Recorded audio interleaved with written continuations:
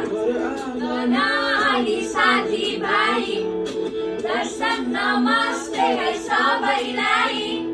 सुख दुःख भन्नु यस्तै रहेछ के गर्नु विदेशमा को पढाइ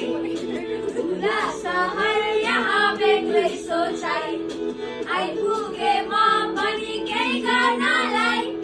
सबैलाई सम्झना अनबाट नै आशा छ